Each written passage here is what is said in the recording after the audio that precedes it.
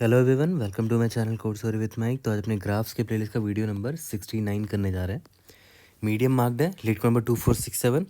ये उन क्वेश्चंस में एक है जिस तरह के क्वेश्चन मुझे बहुत पसंद आते हैं, क्योंकि इसमें बहुत चीज़ें कंसिडर करनी पड़ती हैं। कोड भी थोड़ा लंबा होता है और प्रॉपर स्टोरी टू कोड करने का मौका मिलता है। तो क्वेश्चन अच्छा है, सीखने को बहुत मिलेगा, है ना। इंट्यूट ने पूछा इस प्रॉब्लम को। मोटिवेशन देखते हैं। Don't be the person who just dreams of big things and do nothing to get it. है ना, कोई एक्शन ही नहीं लेता, बस ड्रीम कर रहा है कि भाई ये अचीव करना है, वो अचीव करना है। Be the person who works even harder to get to their dreams. If you want something in life you got to work for it. ऐसे फ्री में नहीं मिलेगा, है ना। ठीक है, देखते हैं प्रॉब्लम क्या है। Most profitable path in a tree. Intuit ने पूछा, जैसा कि मैंने बोला, there is an undirected tree दे रखा है।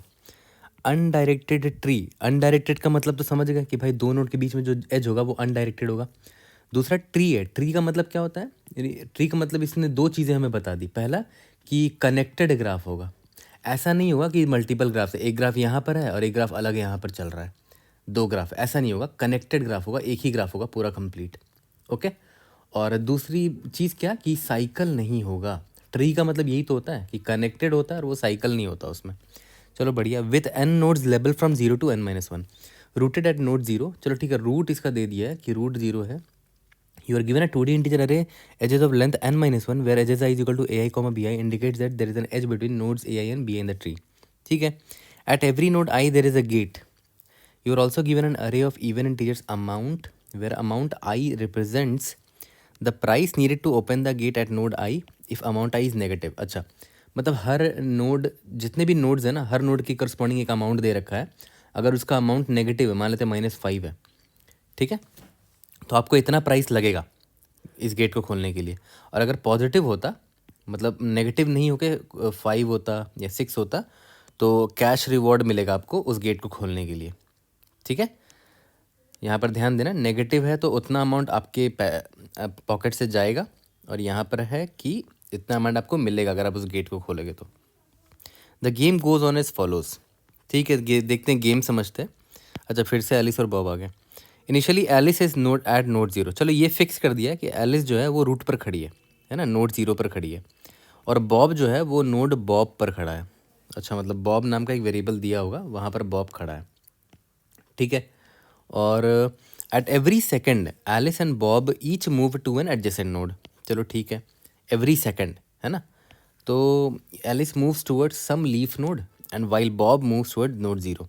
तो वो दे दिया है कि एलिस किसी लीफ नोड की तरफ ही जाएगी और बॉब जो है ना नोड 0 की तरफ जाएगा। ठीक है, ये लाइन मेरे हिसाब से बहुत इंपॉर्टेंट लगा मुझे, क्योंकि देखो ध्यान दो, ये लाइन बहुत इंपॉर्टेंट है कि बॉब जो है ना सिर्फ 0 की तरफ ही जा रहा है। और ये एक ट्री है ना। तो मुझे यहाँ से एक चीज़ अंदाज़ा लग गया कि बॉब का रास्ता फिक्स होने वाला है। ऐसा नहीं है कि बॉब को 0 पहुँचने में मल्टीपल रास्ता होगा, नहीं होगा ऐसा। क्यों? क्योंकि ये ट्री है, और एक ट्री में क्या होता है ना, किसी भी दो नोड के बीच का जो पाथ होता है ना वो यूनिक होता है। There is only one path to reach from one node to the other node. तो बॉब को 0 तक जाना है। ठीक है, तो बॉब कौन से नोड में है? बॉब के नोड का नाम बॉब था और उसको 0 जाना है। तो इस बॉब को 0 तक पहुंचने में जो पाथ होगा ना वो यूनिक होगा, और वो एक ही पाथ होगा, इसके अलावा और कोई पाथ नहीं होगा जहाँ से बॉब 0 पहुंच सके, क्योंकि ये ट्री है। देखो, तो ये माइन्यूट डिटेल्स ध्यान में दिया करो, है ना। जस्ट ये एक ट्री है, उसकी वजह से वो कितनी चीज़ें हमने अनलॉक कर ली। पहला कि वो कनेक्टेड होगा, दूसरा कि वो साइकिल होगा, और यहाँ पर एक चीज़ दे दिया कि बॉब एक फिक्स नोड की तरफ जा रहा है, यानी कि 0 की तरफ जा रहा है, यानी कि बॉब के लिए पाथ फिक्स्ड है। ठीक है, एलिस के लिए पाथ फिक्स नहीं है, उसके लिए वो किसी लीफ नोड की तरफ ही जाएगी। ऑब्वियस बात है, ट्री में मल्टीपल लीव्स नोड्स हो सकते हैं, तो एलिस मल्टीपल, मतलब एलिस के लिए बहुत सारे रास्ते हैं लीफ में जाने के लिए, है ना। बहुत सारे लीव्स होते हैं। फॉर, ये तो लाइन समझ में आ गया, इस लाइन से बड़ा बहुत कुछ समझ में आया हमें। अब इसमें आते हैं। For every node along their path Alice and Bob either spend money to open the gate at that node और accept the reward.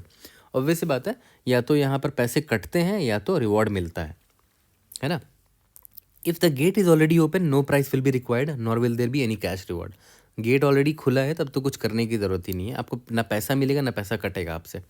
If Alice and Bob reach the node simultaneously, ये इंपॉर्टेंट पॉइंट है। देखो, अगर Alice और Bob दोनों simultaneously एक node में पहुंचते हैं, दे शेयर द प्राइस या फिर reward for opening the gate there. In other words, if the price to open the gate is C, then both Alice and Bob pay C/2 each. Similarly, if the reward is C, then they both receive the reward C/2. है ना, मान लेते हैं -10 होता, तो Alice अगर इस gate पे दोनों एक टाइम पर पहुंच गए, एलिस भी आ गई यहाँ पर और बॉब भी आ गया यहाँ पर, तो -10/2 करेंगे। एलिस को -5 रुपये देना पड़ेगा, बॉब को -5 रुपये देना पड़ेगा। और मान लेते हैं अगर ये 10 होता तो इसको दोनों को रिवॉर्ड +5 मिलता।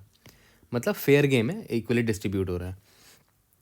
If Alice reaches a leaf node, she stops moving, ठीक है। Similarly, if Bob reaches node 0, he stops moving. Note that these cases events are independent of each other. ठीक है, return the maximum net income Alice can have if she travels towards the optimal leaf node. यही तो बात है ना, बहुत सारे leaf nodes हो सकते हैं ट्री में। अब किस लीफ की तरफ जाते हुए उसको बेस्ट इनकम होगा वो हमें देखना है ना। तो देखते हैं एग्जाम्पल में एजेस, अमाउंट और आउटपुट दे रखा है। मैंने इसको ग्राफ बना दिया है यहाँ पर, ये LeetCode का पहला एग्जाम्पल है। तो देख लेते हैं यहाँ पर एलिस जो है ना वो तो रूट में ही खड़ी रहेगी, तो एलिस का दे रखा है। और बॉब दे रखा है कि वो नोड नंबर 3 से स्टार्ट करेगा, ये भी दे रखा है इनपुट में, है ना। ठीक है, और हर नोड का अमाउंट दे रखा है। देखो नोड नंबर 0 का -2 है, नोड नंबर 1 का 4 है, नोड नंबर 2 का 2 है, नोड नंबर 3 का -4 है, नोड नंबर 4 का कॉस्ट 6 है ना। तो ये जो नंबर मैंने लिख रखा है ये नोड का नंबर है 0 1 2 3 4, और उसके कॉरस्पॉन्डिंग जो कॉस्ट है, जैसे ये -2 उसका प्राइस हो गया, 4 उसका रिवॉर्ड हो गया क्योंकि 4 एक पॉजिटिव नंबर है, 2 भी एक पॉजिटिव नंबर तो ये रिवॉर्ड है, -4 इज़ अ प्राइस क्योंकि नेगेटिव नंबर है, 6 इज़ द रिवॉर्ड। ओके, ठीक है। अब देखते हैं एलिस कितना मैक्सिमम कमा सकती है। अब देखो एलिस पर अगर आप ध्यान दोगे तो एलिस यहाँ पर 0 पर है अभी, तो यहाँ का गेट उसको खोलना होगा, तो मैं एलिस का यहाँ प्राइस लिख देता हूँ। उसको -2 रुपीज़ लगेंगे, ऑब्वियस बात है क्योंकि यहाँ -2 है। और बॉब यहाँ पर है अभी, है ना, तो बॉब को भी खोलना होगा गेट, तो बॉब इस गेट को खोल के अपने नेबर के पास जाएगा। बॉब को 0 की तरफ जाना है, तो बॉब तो इधर ही जाएगा, है ना। तो बॉब का भी लिख देता हूँ, बॉब को -4 लगा। बट बॉब को कितना रुपीज़ लग रहा है उससे फ़र्क नहीं पड़ता, है ना, क्योंकि बॉब का हमें प्राइस से मतलब थोड़ी है। चलो ठीक है, अब देखते हैं एलिस यहाँ पर आ गई, इसका नेबर ये था, और बॉब फिर यहाँ पर आ गया, है ना। अब देखो ध्यान दो ना, दोनों एक साथ इस नोट पर आ चुके हैं, तो तो इसका रिवॉर्ड 4 रुपये है, तो एलिस को 4/2 मिलेगा और बॉब को भी 4/2 मिलेगा, ठीक है। तो एलिस का पॉइंट देखो 0 हो गया है ना, बॉब का पॉइंट कितना हो गया 4/2 -2 हो चुका है, ठीक है। ओके, अब बॉब इसके बाद यहाँ जाएगा, बॉब 0 में पहुँच गया, है ना, बॉब 0 में पहुँच गया। अब एलिस की बारी, एलिस देखते कहाँ जाती है।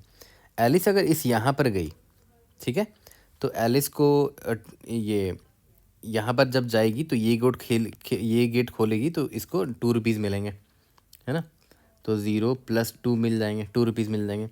और अगर वो यहाँ जाती है तो इधर जाएगी तो इसको फिर से, अब याद करो ये वाला गेट खुल चुका था, किसने खोला था, बॉब ने खोल दिया था ऑलरेडी, तो हमें आइडियली इसको अपडेट कर देना चाहिए था कि ये 0 हो चुका है ना। यहाँ पर भी इसको मुझे 0 बना देना चाहिए क्योंकि याद है इसी वाले गेट को एलिस ने खोल दिया था। फिर इसको भी अपडेट कर देना चाहिए था कि ये भी प्राइस तो बट गया ना ए और बी में, एलिस और बॉब में, तो इसको भी 0 कर देता हूँ, ठीक है। और इसका स्कोर भी यहाँ 2 था, तो यहाँ इसको भी 0 कर देता हूँ क्योंकि एलिस यहाँ पर जा चुकी है ऑलरेडी, ठीक है। फिर से बता रहा हूँ, एलिस जब यहाँ पर आई तो एलिस ने कहा अरे यार ये तो गेट खुला हुआ है, और हाँ गेट खुला ही रहना चाहिए क्योंकि बॉब यहाँ पर था पहले पास्ट में, तो ये पर यहाँ पर 0 हो गया, है ना। तो एलिस को यहाँ पर कोई फ़ायदा नहीं हुआ, तो फिर एलिस फिर इसके नेबर में गई, इसके नेबर में एलिस गई तो यहाँ पर आ गई। अब यहाँ पर फिर से इसको एक लीफ नोड दिखा है, तो यहाँ पर पॉइंट कितना है 6 है, इसको 6 पॉइंट्स मिल गए। तो इस बार याद करो यहाँ पर जब ये लीफ नोड में पहुँची थी इसको 2 रुपीज़ इसको टोटल मिल पाए थे इनकम, तो यहाँ पर 2 मैंने लिख दिया था। अब जो इस लीफ नोड में पहुँची थी वो 6 रुपये मिले, तो ऑब्वियसली कौन सा पाथ बेटर है, ये वाला पाथ बेटर है एलिस के लिए, है ना। तो मेरा मैक्सिमम मैं अपडेट कर दूंगा, 2 ना करके 6 कर दिया मैंने, ठीक है। तो एलिस ने अपने सारे लीफ नोड को एक्सप्लोर कर लिया है, ओके, जिसमें से मैक्सिमम मुझे 6 रुपये मिले एलिस को, तो यही आंसर है हमारा। देखो तो प्रॉब्लम, अभी जो प्रॉब्लम है ना, इस एग्ज़ाम्पल को ही ड्राई रन किया ना मैंने, तो मुझे यहाँ से अंदाज़ा लग गया कि सिंपल ट्रावर्सल करना है हमें ग्राफ में, ठीक है। ट्रावर्सल करते वक्त बस ध्यान देना है कि सबसे इंपॉर्टेंट चीज़ क्या ध्यान देना कि अगर एलिस और बॉब दोनों एट द सेम टाइम किसी नोड पे आ जाते हैं तो हमें प्राइस को, या फिर जो भी होगा रिवॉर्ड होगा या फिर प्राइस होगा, उन दोनों को डिस्ट्रीब्यूट करना है, उस चीज़ का बस हमें ध्यान देना है, ठीक है। तो देखते हैं हमारा थॉट प्रोसेस क्या होगा, कैसे हम इसको सॉल्व करेंगे, है ना। यही वाला मेरा एग्जाम्पल था। तो देखो प्रॉब्लम में दे रखा था कि ईच सेकंड एलिस और बॉब अपने नेबर की तरफ मूव करते हैं हर 1 सेकंड में। तो एलिस अभी देखो यहाँ पर खड़ी है, तो अभी 0 सेकंड हो रहा है, मान लेते हैं 0 सेकंड हो रहा है। एलिस जब इस नोड पर गई तो 1 सेकंड हो रहा था तब। At the same time Bob भी तो साइमल्टेनियसली मूव कर रहा है, दोनों इंडिपेंडेंटली मूव कर रहे हैं। तो बॉब का भी जब 1 सेकंड होगा तो बॉब 1 सेकंड पे फर्स्ट सेकंड में यहाँ पर आ सकता है। ठीक है, अब देखो ध्यान दो, इस नोड पर जब 1 सेकंड हो रहा था तो इस नोड पर एलिस भी था और बॉब भी था। यानी कि दोनों का जब मैंने रीचिंग टाइम देखा, एलिस का रीच टाइम एट 1 वाला नोड एंड बॉब का रीचिंग टाइम एट 1 वाला नोड, दोनों एग्जैक्टली इक्वल नहीं दिख रहा आपको। देखो बॉब भी यहाँ फर्स्ट सेकंड में पहुंचा और एलिस भी यहाँ फर्स्ट सेकंड में पहुंची। इसका मतलब पता है क्या हुआ कि पक्का दोनों यहाँ पर सेम टाइम पे पहुंचेंगे। ठीक है, तो पक्का दोनों यहाँ पर सेम टाइम पे पहुंचेंगे। और इस केस में क्या होगा, इसका जो भी प्राइस होगा, 1 नोड का जो भी प्राइस होगा, क्या है 4 है ना, रिवॉर्ड है एक्चुअली में, तो 4 को हम लोग डिवाइड कर देंगे दोनों में। ओके, यहाँ तक क्लियर है? ठीक है, तो इसका मतलब हमें एक हिंट यहाँ पर ये मिल गया कि क्यों ना हम हर नोड में एलिस कितने टाइम पर पहुँच जा रही है और हर नोड पे बॉब कितने टाइम पर पहुँच जा रहा है वो पता कर लें। ठीक है, अगर ये पता कर लेंगे तो मुझे काफ़ी हेल्प हो जाएगी। फिर से सुना, आपने ध्यान दिया कि हर नोड पे एलिस कितने बजे पहुंच पाती है, हर नोड पे बॉब कितने बजे पहुंच पाता है, ये जानकारी अगर मुझे मिल जाए तब तो मज़े ही आ जाए। जैसे बॉब, पहले मैं ये चलो पहले मैं बॉब का निकाल लेता हूँ।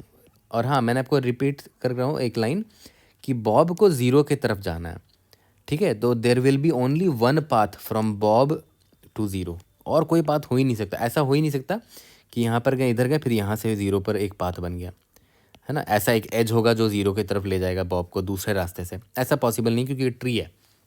देर is only one unique path from one node to the other node. ठीक है, तो बॉब को 0 की तरफ जाना है, तो बॉब क्या करेगा, अब बॉब से हर नोड पे जाओ और चेक करो कि 0 कब मिलता है बॉब को।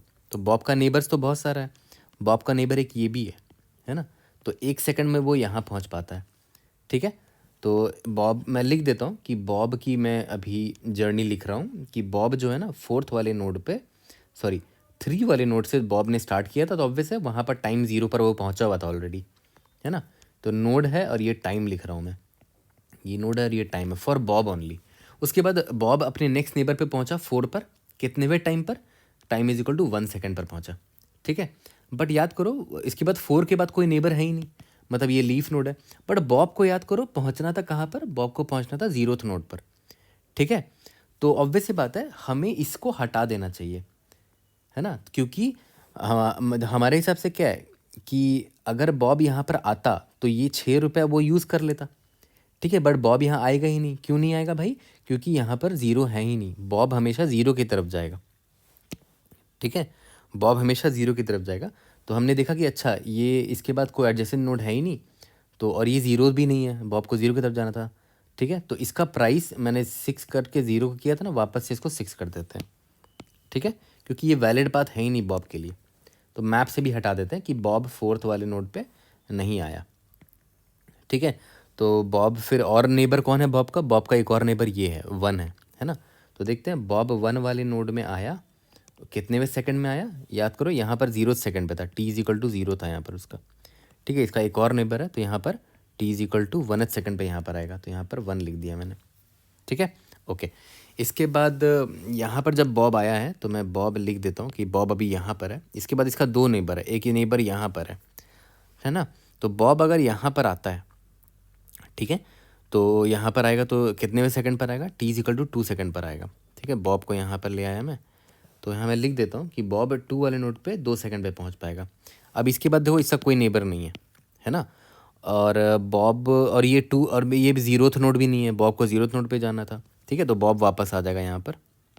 ठीक है, और इसको मैं मैप से हटा देता हूँ कि बॉब इस नोड में जाएगा ही नहीं, क्या फ़ायदा जाके, है ना।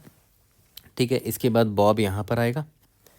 ओके, और बॉब देखेगा कि यहाँ पर आने पर 0th आने पर टाइम इज इक्वल टू 2 लगा उसको, तो 0th नोड पे आने पे इसको टाइम 2 लगा। ओके, तो यहाँ पर देखो टाइम इज इक्वल टू मैंने 2 लिख दिया है, ये बॉब का टाइम है। ठीक है, और ये सिंस ये 0 नोड है तो यहीं पर बॉब रुक जाएगा। अब देखो ध्यान दो, बॉब जिस जिस नोड पर गया वहाँ वहाँ पर टाइम आपको मिल जाएगा। बॉब इस नोड पर था, टाइम 0 पर ये यहाँ पर था। उसके बाद बॉब इस नोड पे जाएगा, टाइम इज इक्वल टू 1 पर। फिर बॉब इस नोड पे पहुँचेगा, टाइम इज इक्वल टू 2 पर। ओके, ठीक है। तो ये जानकारी तो मैंने स्टोर कर ली। तो बॉब की कहानी तो ख़त्म हो गई। अब देखो बात आती है कि अगर एलिस मूव करे, है ना, अलग अलग लीफ की तरफ जाना है एलिस को, तब देखते हैं क्या होता है। मान लेते हैं एलिस यहाँ से स्टार्ट करेगी, प्रॉब्लम में दे रखा है कि हमेशा वो 0 से स्टार्ट करेगी। ठीक है, तो अब एलिस का टाइम मैं ग्रीन से शो कर रहा हूँ, t इज इक्वल टू 0 पर है ये। ठीक है, अब देखो ध्यान देना, यहाँ पर एलिस टाइम 0 पर है ना, Alice time is equal to 0 पर है। इसका मतलब क्या हुआ कि भाई ये यहाँ पर पहले पहुँच चुकी होगी, क्योंकि देखो बॉब जो है ना, Bob time is equal to 2 पर यहाँ पहुँचा था, बट एलिस टाइम 0 पर है, मतलब पक्का एलिस यहाँ पर पहले पहुँच चुकी होगी। तो यहाँ पर ध्यान दो, एलिस का जो टाइम है, Alice time is equal to 0 है। और अगर मैं इसे 0th नोड में बॉब के आने का टाइम देखूँ, वो मैं मैप से निकाल लूँगा। 0, बॉब इस नोड पर 2 सेकंड पे पहुँचेगा, तो Bob time is equal to 2 है। ऑब्वियस सी बात है, एलिस मतलब यहाँ पहले पहुँच चुकी होगी, है ना। पहले पहुँचने से फ़ायदा क्या है कि एलिस को यहाँ का पूरा पैसा मिल जाएगा। बट हाँ, यहाँ पर भले नेगेटिव है तो कोई बात नहीं, एलिस को पूरा पैसा देना पड़ेगा यहाँ पर। ठीक है, तो मैं एलिस का स्कोर यहाँ पर लिख देता हूँ कि एलिस को यहाँ पर -2 रुपीज़ देने पड़े। ओके, ठीक है। इसके बाद एलिस का ट्रैवर्सल हम लोग फर्दर करेंगे। एलिस का नेक्स्ट नेबर कौन है, एलिस यहाँ आ जाएगी और टाइम को बढ़ा देंगे, t इज इक्वल टू 1 कर दिया। ठीक है, अब यहाँ पर एलिस का टाइम 1 है ना, देखो यहाँ पर लिख रहा है एलिस का टाइम 1 है। और बॉब का टाइम यहाँ पर क्या था, 1 वाले नोड में पहुँचने का टाइम कितना था बॉब का, वो मैं यहाँ से देख लेता हूँ। 1, बॉब 1 वाले नोड में 1 सेकंड पे पहुँचा था। ठीक है, तो बॉब के लिए भी 1 था। अब देखो दोनों को यहाँ पर पहुँचने का टाइम एग्जैक्टली सेम है, और अगर सेम है तो मैंने क्या बोला था, प्राइस डिस्ट्रीब्यूट होगा, है ना। तो एलिस को कितना मिलेगा, यहाँ 4 रुपये है ना, तो 4 का हाफ मिलेगा, यानी कि +2 मिलेगा, +4/2। ठीक है, ओके, समझ में तो आ रहा है। बहुत टफ नहीं था देखा जाए तो ये प्रॉब्लम, सिंपल आपको ग्राफ में विजुलाइज करना था चीज़ों को। इसके बाद एलिस नेक्स्ट नोड पे जाएगी, तो एलिस आ गई, मान लेते हैं इस नोड पे आ गई। ओके, अब एलिस यहाँ पर आई तो टाइम इज इक्वल टू कितना लगा इसको, 2 लगा। अब पहले तो एलिस का यहाँ टाइम लिख देता हूँ कि 2 लगा इसको। उसके बाद मैंने देखा कि बॉब तो यहाँ कभी पहुँचा ही नहीं, क्योंकि देखो ये 2 वाले नोड पे पहुँचने का टाइम यहाँ है ही नहीं इस मैप में। बॉब के मैप में यहाँ 2 प्रेजेंट है क्या, नहीं। ऑब्वियस बात है, बॉब इस नोड में कभी आएगा ही नहीं, है ना, क्योंकि बॉब अगर इस नोड में आता तो 0th नोड पे कहीं पहुँच ही नहीं पाता, वो तो अटक जाता है यहाँ पर, है ना। तो बॉब इस नोड में कभी आया ही नहीं, तो बॉब वाला पिक्चर में है ही नहीं यहाँ पर। तो बस यहाँ पर जितना भी प्राइस था एलिस को पूरा मिलेगा। ठीक है, तो यहाँ पर +2 मिल गया एलिस को पूरा। तो इस, और देखो ये लीफ नोड भी है, तो जैसे ही मुझे पता चला कि अच्छा ये लीफ नोड है, तो मैं क्या करूँगा, यहाँ पर स्कोर इसका देख लूँगा, स्कोर कितना मिला इसको, टोटल 2 मिला स्कोर, -2 + 2 0 हो गया, ये +2 है 2 हो गया, तो 2 मुझे अभी लग रहा है बेस्ट स्कोर है। ठीक है, अब यहाँ पर एलिस को लीफ नोड पे, तो इसके बाद और कोई एडजेसेंट नोड है नहीं, तो एलिस यहाँ से वापस जाएगी। और भी नेबर को तो एक्सप्लोर करना है। एलिस, इसका एक और नेबर कौन था, ये था। तो एलिस अगर यहाँ पर आती है तो देखो, तो एलिस कितने टाइम पे पहुँचेगी, याद करो यहाँ पर ये t इज इक्वल टू 1 पर थी, तो इसके नेबर पर t इज इक्वल टू 2 पर पहुँच पाएगी, है ना। ये दोनों पाथ पॉसिबल था ना, एक ये पाथ था, तो यहाँ पॉसिबल पाथ जाकर एक्सप्लोर कर लिया उसने। ठीक है, अब दूसरा पॉसिबिलिटी क्या है कि यहाँ पर अगर वो आती तो टाइम इज इक्वल टू 2 पर पहुँचती है ना, क्योंकि टाइम इज इक्वल टू 1 पर ही है, वो यहाँ पहुँची है, और तो यहाँ जाती तो टाइम इज इक्वल टू 2 पर जाती। तो अब देखो ध्यान देना, यहाँ पर एलिस के पहुँचने का टाइम कितना है, 2 है। और बॉब इस 3 वाले नोड में कितने बजे पहुँचा था, मैं मैप से निकालूंगा। ये रही, तो भाई 0 बजे ही पहुँचा हुआ था यहाँ पर, मतलब बॉब ने यहाँ का पूरा फीस दे दिया है। यहाँ -4 है ना, तो मतलब ये 0 हो चुका होगा, तो एलिस को कुछ नहीं मिलेगा यहाँ से, यानी कि इसका मतलब क्या हुआ, गेट खुला हुआ है ऑलरेडी, तो एलिस विल गेट नथिंग, है ना। चलो ठीक है, एलिस को कुछ नहीं मिलेगा, तो एलिस यहाँ से आगे बढ़ गई इधर, t is equal to t+1 हो जाएगा, यानी कि t इज इक्वल टू अब कितना हो गया, 3 हो गया। ओके, अब देखो ये क्या, ये लीफ नोड है, हाँ लीफ नोड है। क्या यहाँ पर बॉब आया था, इसका पहले टाइम निकल लेते हैं। एलिस के यहाँ पर रीच करने का टाइम 3 है, और बॉब तो कभी यहाँ आया ही नहीं, तो बॉब पिक्चर में है ही नहीं, तो एलिस को मतलब यहाँ का सारा प्राइस मिल जाएगा। 6 रुपये है, तो पूरा का पूरा 6 रुपये मिल गया, और ये लीफ नोड है, 6 रुपये मिल गया। तो क्या एलिस का ऑलरेडी स्कोर 6 से कम है, हाँ 6 से कम है, याद करो 2 था उसका पॉइंट, तो हमने अपडेट कर दिया, 6 हमें बेटर आंसर मिला। यहाँ तक क्लियर है। तो देखा जाए तो एलिस के सारे नेबर्स हमने एक्सप्लोर कर लिए, ठीक है। और ये यहाँ से ये इसके बाद कोई नेबर है ही नहीं, है ना। और एलिस ने सारे लीफ नोड जा के स्कोर पता कर लिया। यहाँ पर पहुँचने में इसको 2 रुपये मिले थे, यहाँ पर पहुँचने में इसको 6 रुपये मिले थे। उसमें से जो भी मैक्स था वही मेरा आंसर था, 6 मेरा आंसर था, ठीक है। तो अगर आप नोटिस करो, मैंने सिंपल किया क्या, एक बार DFS मारा होगा मैंने, किसके लिए भाई, बॉब के लिए मारा था DFS। और उससे मुझे क्या फ़ायदा हुआ, मैंने एक मैप बना लिया जिसमें बॉब के हर नोड में पहुंचने का टाइम लिख लिया। ऑब्वियसली इसकी मुझे ज़रूरत थी, है ना। ज़रूरत के बेसिस पे मैं कोई भी डेटा स्ट्रक्चर लेता हूँ। अगर मैं पहले ही बता देता कि भाई मैप ले लेते हैं एक, तो आपको बिल्ड नहीं होता सोल्यूशन ना, थॉट प्रोसेस बिल्ड होना चाहिए। रटा रटाए सोल्यूशन से कोई फ़ायदा नहीं होगा, सीख नहीं पाओगे, ठीक है। तो मुझे रियलाइज़ हो कि अच्छा टाइम का यहाँ पर कीमत है, टाइम की इंपॉर्टेंस है यहाँ पर, क्योंकि एट द सेम टाइम किसी नोड पे पहुँचने पे दोनों का स्कोर स्प्लिट हो रहा है। इसीलिए मुझे टाइम की जानकारी चाहिए थी हर नोड में पहुँचने की। तो बॉब के टाइम मैंने निकाल लिया कि किस नोड पे बॉब कितने बजे पहुँच पाएगा, ठीक है। दूसरा DFS मैंने क्यों मारा, क्योंकि मुझे एलिस का पता करना है। DFS कि एलिस किस नोड में कितने बजे पहुँच रही है, और इसके हिसाब से एलिस का स्कोर हम कैलकुलेट करते रहेंगे to reach each possible leaf, है ना। जितने भी लीफ नोड है हर पॉसिबल लीफ में पहुंचने का स्कोर निकालेंगे और अब मैक्स अपडेट करते चलेंगे। तो देखा है तो प्रॉब्लम इंटायरली ये 2 DFS पर बेस्ड था, ठीक है। मतलब ये भी है, मतलब एलिस का ये जो ट्रैवर्सल है DFS BFS दोनों से कर सकते हो आप, बट यहाँ पर DFS मुझे ज़्यादा इंट्यूटिव लगा। कोई नहीं, मैं आपको BFS से भी करके दिखा दूंगा, ठीक है। अभी मुझे यहाँ पर तो देख मुझे DFS ज़्यादा इंट्यूटिव लगा, क्योंकि कोई भी एक पाथ को एलिस पूरा एक्सप्लोर कर रही है ऐसे, फिर वापस लौट रही है, फिर एक्सप्लोर कर रही है, फिर वापस लौट रही है, एंड सो ऑन। तो DFS जैसा ही दिख रहा है, बट BFS से भी काम बन जाएगा, क्योंकि यहाँ पर हम शॉर्टेस्ट पाथ की बात नहीं कर रहे हैं। तो इसीलिए मेरे मन में DFS पहले आया था, बट BFS से भी कर सकते हो, क्योंकि BFS से भी तो ट्रैवर्सल ही करते हैं, है ना। ओके, तो ये दोनों ही था इस प्रॉब्लम का अल्टीमेट सोल्यूशन। ओके, तो अभी जो स्टोरी मैंने आपको बताई, इसीलिए मुझे प्रॉब्लम पसंद है। इसका स्टोरी जो अभी मैंने ऊपर बताया आपको, उसको कोड में कन्वर्ट करना बड़ा फन है ना। कोड में कन्वर्ट करना बहुत फन है। तो सबसे पहला स्टेप क्या था मेरे स्टोरी पॉइंट का, कि बॉब जो है वो 0 से स्टार्ट हुआ, है ना। 0 इसका सोर्स था और मैंने DFS मारा, ठीक है। नहीं सॉरी, बॉब 0 से नहीं स्टार्ट होगा, बॉब नाम का नोड से स्टार्ट होगा, और मैंने DFS मारा पता करने के लिए कि 0th नोड पे पहुंचेगा ये, और 0th नोड में पहुंचने पे जिस नोड पर इसको जाना पड़ेगा उसको हमने मैप में स्टोर कर लिया कि इस नोड पे इसको जाना पड़ेगा, और उस नोड पे पहुंचने के लिए इसको क्या टाइम मिलेगा, ठीक है। तो ये मेरा पहला स्टेप होगा मेरे कोड में, ठीक है। दूसरा स्टेप क्या होगा कि मैं एलिस के लिए DFS स्टार्ट करूँगा। कहाँ से स्टार्ट करूँगा, 0 से स्टार्ट करूँगा, है ना। यहाँ मैं लिख देता हूँ कि एलिस के लिए सोर्स क्या है, 0 है, और इसके लिए भी मैं DFS मारूँगा, और DFS मारते वक्त मैं टाइम देखता रहूँगा कि किस नोड पे कितने बजे पहुँची है, ठीक है। और उसी टाइम, और मैं देखता रहूँगा क्या उस नोड पे बॉब भी आ चुका है, तो दोनों का टाइम कंपेयर करेंगे, उसके हिसाब से स्कोर एडजस्ट करते रहेंगे एलिस का। फिर एलिस जैसे ही लीफ नोड पे पहुँचेगी, मान लेते हैं लीफ नोड 1 पर पहुँची, ठीक है, लीफ नोड 1 पर पहुँची, तो यहाँ पर जो भी स्कोर मिला, फिर दूसरा पाथ एक्सप्लोर किया तो लीफ नोड 2 पर पहुँची, वहाँ पर कुछ स्कोर मिला होगा, सब में से मैक्सिमम जो होगा वही मेरा आंसर होगा। तो प्रॉब्लम देखा है तो अल्टीमेटली बहुत ईजी लग रहा है अभी आपको, है ना, बट ये स्टोरी बिल्ड करना सबसे इंपॉर्टेंट पार्ट था इसका, ठीक है। तो आपने कुछ चीज़ें आज यहाँ पर पता है क्या सीखी होंगी। पहला चीज़ ये सीखा होगा कि किस तरह मैं प्रॉब्लम को ऑब्जर्व करता हूँ।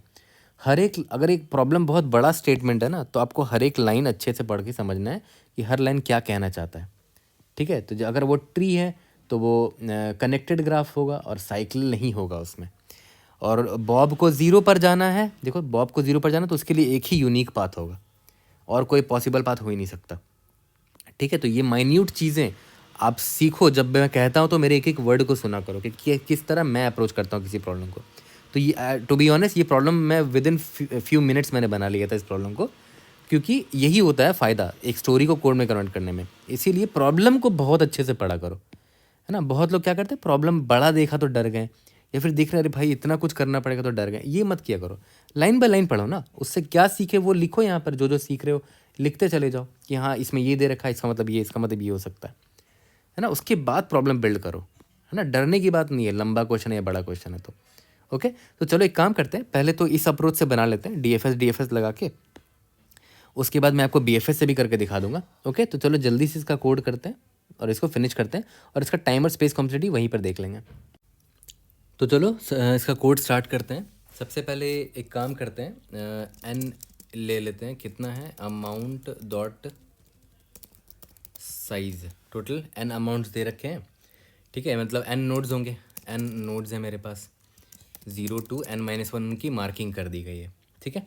और इंट एलिस का net income is equal to, मुझे मैक्सिमाइज़ करना है ना, तो इसको इंट मिन ले लेते हैं अभी के लिए, और इसको अपडेट करते चलेंगे, ठीक है। ओके, और इसके बाद मैंने क्या बोला था कि ऑब्वियस सी बात है, एजेस दे रखा है, मुझे एक एडजेसेंसी लिस्ट चाहिए होगा ट्रावर्सल करने के लिए, तो एक मैं एक एडजेसेंसी लिस्ट ले लेता हूँ यहाँ पर globally, unordered map of int comma vector of int, ADJ ले लिया मैंने, एडजेसेंसी लिस्ट ले लिया, ठीक है। अब एडजेसेंसी लिस्ट को मुझे पॉपुलेट करना चाहिए, तो for vector of int and edge in edges, int u is equal to edge of 0, int v is equal to edge of 1, ठीक है। अब ADJ of u dot push underscore back में v डाल दिया। Similarly undirected graph है तो ADJ v dot push underscore back u कर दिया, तो मेरा एडजेसेंसी लिस्ट तैयार हो चुका है। ओके, इसके बाद मेरा सबसे पहला स्टेप क्या था स्टोरी पॉइंट का, कि मुझे DFS करना है किसके लिए, on Bob for finding time to reach each node till 0, है ना।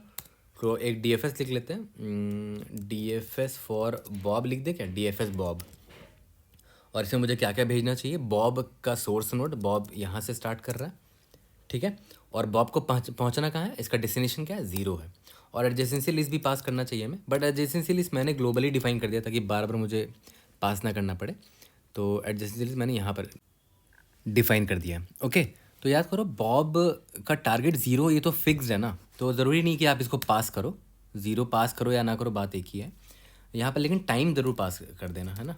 Int time is equal to 0 से स्टार्ट होगा बॉब का, तो यहाँ पर टाइम पास कर दिया मैंने, है ना। बॉब, और यहाँ पर इसका करंट नोड जहाँ पर है बॉब, और यहाँ पर टी ले लेते हैं टाइम, ठीक है।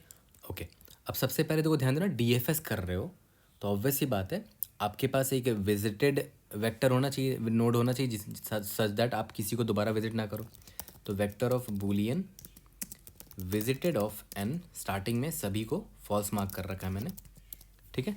और एक काम करते हैं, विजिटेड पास नहीं करना चाह रहा मैं, इसको भी ग्लोबली ले लेता हूँ, वेक्टर ऑफ बूलियन, या तो चलो इसको पास कर ही देते हैं, है ना। तो यहाँ पर देखो टाइम के बाद विजिटेड भी पास कर दे रहे हैं, यहाँ पर भी vector of Boolean and visited.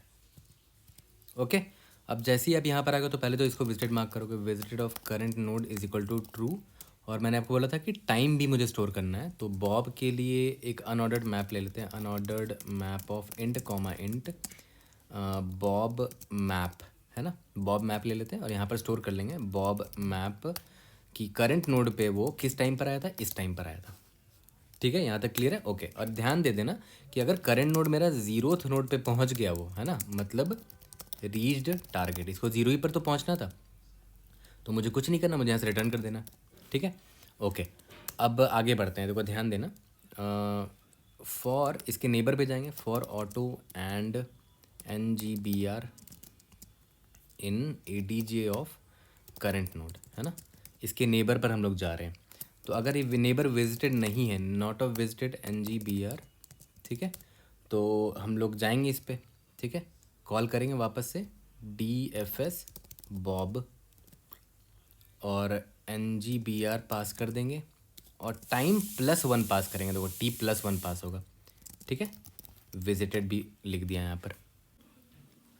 अब देखो यहाँ पर ऐसा भी तो हो सकता है कि करंट नोड के जब नेबर पे गया बॉब, तो उसको ये 0th नोड कभी मिला ही नहीं, ठीक है, तो आइडियली मुझे पता चल जाना चाहिए कि वो मुझे नहीं मिला है, तो यहाँ से मुझे ट्रू या कुछ आइडेंटिफायर भेजना चाहिए था जिससे यहाँ पर बॉब पता कर सके, तो मुझे यहाँ पर ये पता चल जाएगा, जैसे मैंने यहाँ DFS हिट किया, अगर यहाँ पर से ट्रू आ जाता है तो मुझे पता चल जाएगा कि बॉब को ना इस पाथ से 0 मिल चुका है ना। तो मैं यहाँ से ही रिटर्न ट्रू कर दूंगा क्योंकि एक ही यूनिक पाथ होता है ट्री पे, ठीक है। और मान के चलते हैं इस करंट नोड के नेबर पे आप गए और आपको कहीं पर भी ट्रू मिला ही नहीं, इस पूरे फॉर लूप के अंदर कहीं पर भी आपको ट्रू नहीं मिला, मतलब ये करंट नोड से आपको बैक ट्रैक कर जाना चाहिए, है ना। कोई दूसरे नोड से आपको एक्सप्लोर करना चाहिए, 0 अभी तक आपको नहीं मिला है। तो याद करो हमने बॉब मैप में उस करंट नोड को डाल दिया था, तो आइडियली हमें उसको हटा देना चाहिए ना। Bob map dot erase current को हमें हटा देना चाहिए। यहाँ तक क्लियर है। और रिटर्न यहाँ से फॉल्स कर देना कि भाई इस करंट नोड से तो नहीं मिल पाया हमें 0th वाला नोड।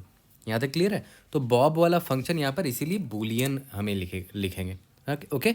और मैं जनरली इसी तरह कोड करता हूँ, मुझे जब पता नहीं होता तो मैं छोड़ देता हूँ रिटर्न टाइप क्या होगा। मैं यहाँ पर देखो, यहाँ पर ही मैंने सिर्फ DFS बॉब लिखा था, फिर बाद में रियलाइज़ हुआ कि मैं कैसे पकड़ूंगा कि भाई उसको 0 पर वो पहुँचा भी है कि नहीं, है ना। तो इसीलिए यहाँ पर मैं देन लेटर आई रियलाइज़ कि मुझे यहाँ पर बूलियन यूज़ करना चाहिए। तो ये DFS बॉब वाला काम हमारा हो गया है। यहाँ तक क्लियर है।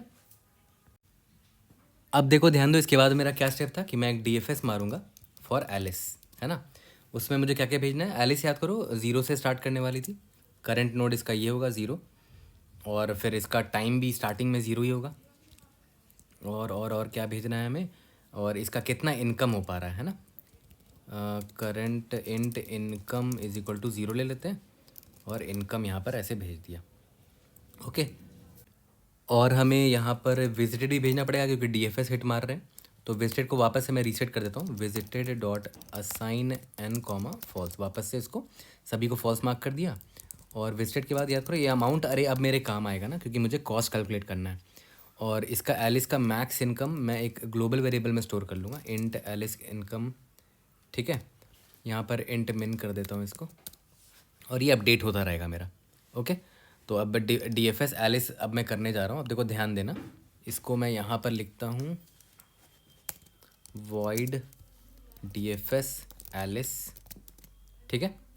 इसमें क्या क्या भेज रहे थे, इंट करंट नोड भेज रहे थे, इंट टी भेज रहे थे यानी कि time, int income current income उसका कितना है, और vector of int and amount, है ना।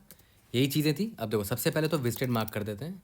अच्छा विजिटेड भेज रहे थे क्या, हाँ ये रहा भेज रहे थे visited vector of Boolean and visited. तो विजिटेड ऑफ करंट नोड को सबसे पहले तो ट्रू मार्क कर दो, ठीक है। अब देखो ध्यान देना, इसके बाद हमें क्या चेक करना है। सबसे पहले ये चेक करना है कि क्या बॉब मैप इस नोड पर पहुंचा था कभी। Dot find current is equal to Bob map dot end, ठीक है। इसका मतलब क्या हुआ कि बॉब कभी भी इस नोड पर नहीं पहुंचा था, या फिर इस पॉइंट पर पहुंचने में जो इस एलिस को जितना टाइम लगा है टी, वो पहले पहुंच गया बॉब के, ठीक है। तो बॉब मैप का करंट नोड पे पहुंचने का जो टाइम था उससे पहले पहुंच गया एलिस। तो एलिस अगर पहले पहुंची तो उसको पूरा पॉइंट वहाँ का मिल जाएगा, ठीक है। तो इनकम में एलिस का ऐड करेंगे, income plus is equal to amount of current node, ठीक है। इन दोनों केस में या तो उस नोड पर कभी बॉब गया ही नहीं हो, ठीक है, या फिर गया भी हो तो उसका टाइम जो है वो बाद में पहुंचा हो, उससे पहले एलिस पहुंच गई हो, तो एलिस को पूरा पॉइंट यहाँ का मिल जाएगा। यहाँ तक क्लियर है। ओके।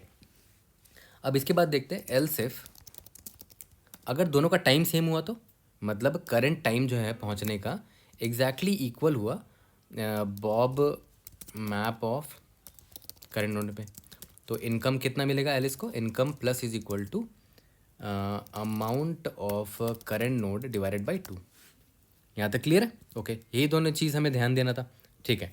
अब याद करो मैंने वो क्या बोला था कि अगर वो लीफ नोड पे पहुँच गई है एलिस, है ना, अगर वो लीफ नोड पे पहुँच गई है तो ऑब्वियस सी बात है इसको मिल जाएगा, मतलब फाइनल डेस्टिनेशन, और उसको अपडेट करते रहेंगे एलिस इनकम को मैक्सिमम, जितना भी मैक्सिमम अभी मिल पाया है, ठीक है। तो ध्यान दो कैसे पता करेंगे कोई नोड लीफ नोड है, अगर एडजेसेंसी लिस्ट में उस नोड का सिर्फ एक ही आइटम हो उस नोड के करस्पॉन्डिंग। मैं डायग्राम से दिखाता हूँ, ये देखो मान लेते हैं ये 1 नोड है, इसका नेबर 2 है, और इस 1 का एक और नेबर है 3। 3 के भी फर्दर कोई नेबर होंगे नीचे आगे पीछे, बट इस 2 पर ध्यान दो। अगर आप एडजेसेंसी लिस्ट जब बना रहे थे तो देखो, तो एडजेसेंसी लिस्ट में आप क्या डालते हैं, यहाँ से देख के देखो तो 1 के करस्पॉन्डिंग कौन कौन इसका नेबर है, 2 है और 3 भी है ना। और 2 के करस्पॉन्डिंग एक ही नेबर है 1। 3 के करस्पॉन्डिंग नेबर एक 1 दिख रहा है और भी है, डॉट डॉट करके लिख सकते हो। ठीक है, तो ध्यान दो 2 एक लीफ नोड है, तो देख रहे हो इसका जो ये वाला साइज़ है, मतलब नेबर का जो साइज़ है वो एग्जैक्टली 1 है, तो इसीलिए 2 एक लीफ नोड होगा, है ना। ठीक है, तो यहाँ पर मैं ये चेक कर लेता हूँ कि if A D J of current, इसका साइज़ जो है ना एग्जैक्टली इज इक्वल टू 1 हुआ, तो मतलब ये हमारा ये है, मतलब लीफ नोड है ना। ओके, तो इस केस में मैंने क्या बोला था कि इनकम जो है एलिस का, एलिस इनकम अपडेट करते रहेंगे जब भी लीफ नोड इसको मिलता जाएगा, is equal to maximum of Alice income और करंट जो इनकम जितना हमने कैलकुलेट किया अभी एलिस का। यहाँ तक क्लियर है? ओके। अब इसके बाद अगर ऐसा नहीं है, लीफ नोड नहीं पहुँचे, तो चलो इसके नेबर में int and N G B R in A D J of current. ठीक है, if not of visited N G B R, तो विजिटेड नहीं है तो भाई उस पर डी एफ एस मार दो। क्या नाम था? D F S of Alice. ठीक है, और यहाँ पर एन जी बी आर भेज दो, और क्या भेज रहे थे? टाइम इनकम विजिटेड, टाइम +1 भेजोगे, है ना, इनकम और विजिटेड और अमाउंट भी भेज रहे थे, है ना, इतनी चीज़ें भेज रहे थे। और यहाँ पर देखो हमें वॉइड रखने से काम बन जाएगा हमारा, क्योंकि हमें तो कैलकुलेशन बस करते जाना है ना, कुछ रिटर्न करने की ज़रूरत ही नहीं है। मैं एलिस इनकम को अपडेट करता चलूँगा जब जब मुझे लीफ नोड मिलेगा, है ना। तो वी आर ऑलमोस्ट डन, और लास्ट में हमें क्या करना है, जब डी एफ एस एलिस हो जाएगा तो मेरा जो इनकम वाला वेरिएबल था, मैक्सिमम इनकम वाला, वो अपडेट हो चुका होगा, है ना। तो यहाँ पर देखते हैं, कमांड वी कर देते हैं, रिटर्न एलिस इनकम। ठीक है, तो अब इसको रन करके देखते हैं, एग्जाम्पल टेस्ट केसेस पास हो जाने चाहिए। Let's see, Indeed yes. ठीक है, अभी एक केस और आपका फट सकता है, देखो दिखाता हूँ, अब एक बार सबमिट करके देखते हैं।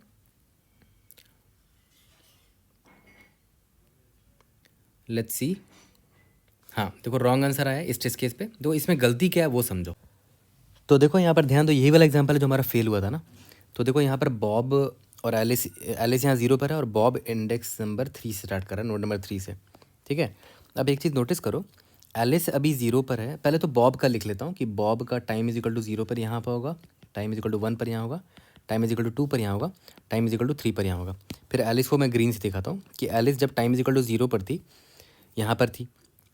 तो अब देखो ध्यान दो, एलिस देख रही है कि टाइम इज इक्वल टू 0 और ये टाइम इज इक्वल टू 3 है, तो ऑब्वियस है एलिस यहाँ पर पहले से रहेगी। ठीक है, तो ये 0th नोड है, 0th नोड पे पहुँचने का देखो तो -5644 स्कोर है, -5644 स्कोर है। तो अभी एलिस का इनकम इतना हो गया। और याद करो मैं कोड में क्या चेक कर रहा था कि भाई क्या ये लीफ नोड है। तो अब देखो ध्यान दो, इस 0 का एडजेसेंसी लिस्ट का अगर मैप देखोगे तो 0 करस्पॉन्डिंग सिर्फ 1 है, एक ही है। तो अभी मैं ना इसको मान ले रहा हूँ कि ये लीफ नोड है, जबकि ये तो स्टार्टिंग नोड है, इधर से तो एलिस स्टार्ट की है, इसको बाकी लीफ नोड में जाना है, मतलब इसको बी पर जाना है। तो हमें ये चेक डालना चाहिए था कि adjacency A D J of current node का साइज़ भले 1 होना चाहिए, लेकिन जो करंट नोड है must not be equal to जो मेरा सोर्स नोड है ना, क्योंकि ऑब्वियस बात आप यहीं से आपने स्टार्ट किया है, आपको बाकी लीफ नोड में जाना है ना, इसी पर थोड़ी ना आपको रुकना है। यहाँ तक क्लियर है? तो हमें ये चेक भी डालना चाहिए था कि करंट नोड जो है it must not be equal to the source node. Okay, तो देखो यहाँ पर एक और चेक हमें क्या लगाना चाहिए था कि भले करंट नोड लीफ की तरह दिख रहा है आपको, लेकिन वो सोर्स नोड नहीं होना चाहिए था। एंड करंट जो है must not be equal to the source node. याद करो एलिस ने का सोर्स नोड क्या था, एलिस का सोर्स नोड 0 था, 0 से स्टार्ट किया था ना उसने।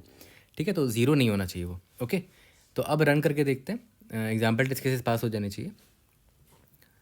लेट्स सी, उसके बाद सबमिट करके देखते हैं, we should be able to pass all that success. इसके बाद एक और अप्रोच देखते हैं, क्या करेंगे, एलिस को का जो हमने डी एफ एस लिखा है ना, एलिस का हम लोग बी एफ एस लिख देते हैं यहाँ पर। ठीक है, ये जो एलिस का डी एफ एस लिखा हमने, इसको रिप्लेस कर देंगे बी एफ एस से। ओके, तो देखो ध्यान दो, ये वाला पार्ट मैं हटा दे रहा हूँ बी एफ एस से करने के लिए, डी एफ एस एलिस हटा ही दिया मैंने पूरा। ओके, तो यहाँ पर डी एफ एस एलिस जो मैं कॉल कर रहा था, इसको भी मैं हटा देता हूँ। अब यहाँ पर मैं बी एफ एस से करता हूँ, बी एफ एस से। उसके लिए क्यू लेना पड़ेगा, और याद करो क्यू में हमें डालना क्या है, हमें क्यू में 3 चीज़ों की इन्फॉर्मेशन चाहिए होगी, है ना। तो एक वेक्टर लेते हैं, Q of vector of int होगा ये क्यू, ठीक है।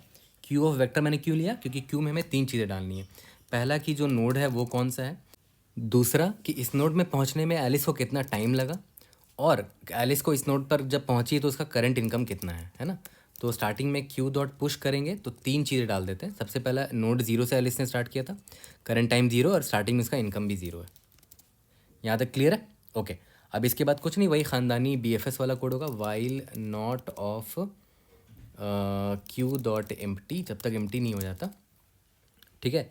तो सबसे पहले मैं करंट नोड निकालता हूँ, क्यू डॉट फ्रंट का 0 इंट टाइम निकाल लेता हूँ, t is equal to Q dot front का 1 इंट करंट जो इनकम है मेरा, है ना एलिस का, क्यू डॉट फ्रंट का 2, ओके।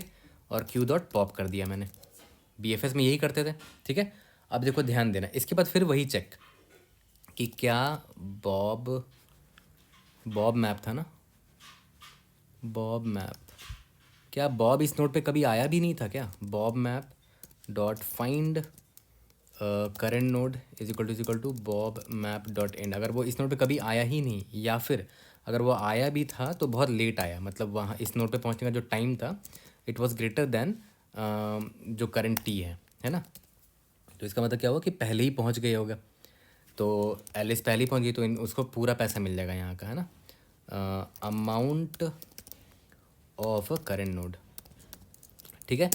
एल्स इफ अगर t जो है एग्जैक्टली इक्वल हो गया बॉब मैप ऑफ करंट, तो income plus is equal to amount of कर डिवाइडेड बाई 2।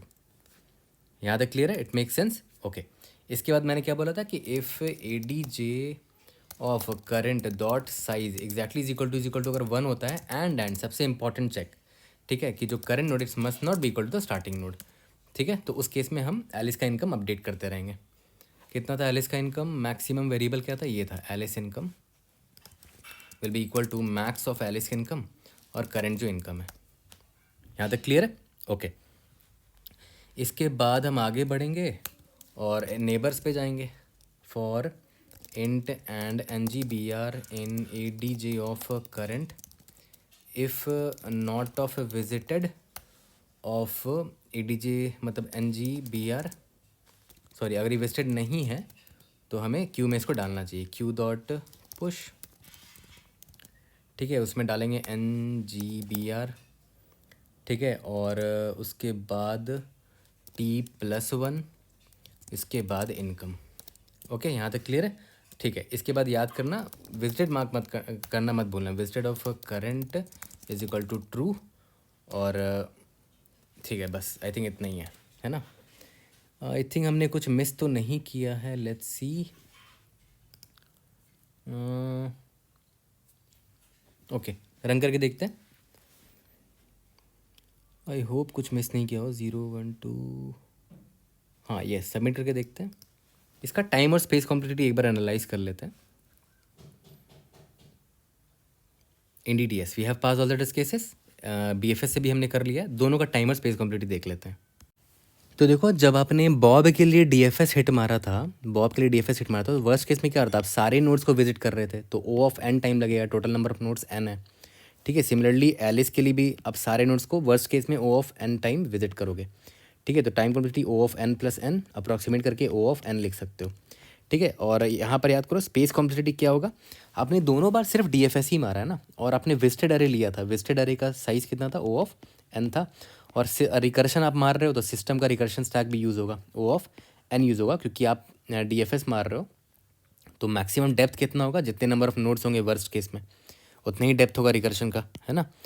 तो O ऑफ n सिस्टम का रिकर्शन का स्पेस ले रहे हो आप, ठीक है। और जो BFS वाला केस था उसमें टाइम और स्पेस, टाइम तो वही होगा, time complexity O of n ही होगा, लेकिन स्पेस में एक एक्स्ट्रा स्पेस आपने ले लिया, क्यू का स्पेस, क्यू का भी आपने लिया, फिर विजिटेड का भी आपने ले लिया। क्यू में क्या होगा, वर्स्ट केस में सारे नोड्स क्यू में होंगे तो O ऑफ n वहाँ स्पेस लग गया अलग से, विजिटेड अरे भी आप ले रहे हो O ऑफ n स्पेस यहाँ पर लग गया, ठीक है। तो ज़्यादा स्पेस BFS में लेना पड़ा क्योंकि आपको यहाँ क्यू भी यूज़ करना पड़ रहा है।